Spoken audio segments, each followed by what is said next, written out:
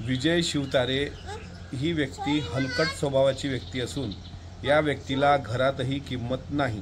मुंबई महानगरपालिकेची निवडणूक एकदा लढण्यापूर्वी राष्ट्रवादी पक्षावर लढलेला ही व्यक्ती अजितदादांच्याच मागे फिरत होती। तिथं त्याचं डिपॉझिट जप्त झालं। नंतर ही व्यक्ती पुरंदर विधानसभा मतदारसंघामध्ये उभी राहायला गेली। त्यावेळेस एका सर्वसामान्य कुटुंबातील व्यक्तीने त्याचा पराभव केला। आता ही व्यक्ती उर्मटपणाचा कळस करत अजितदादांवर बोलण्याचा केविलवाना प्रयत्न करून स्वतः अपक्ष राहण्याची मिजाज मारवते आहे।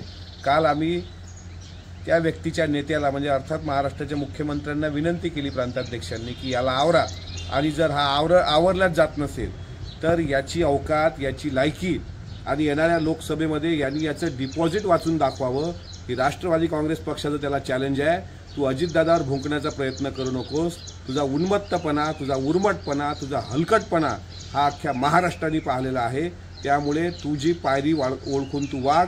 आज तू बोलण्याचा कहर केलाय, त्याच्यामुळे राष्ट्रवादी काँग्रेस पार्टी विजय शिवतारेला त्याची अवकात दाखवल्याशिवाय शांत बसणार नाही।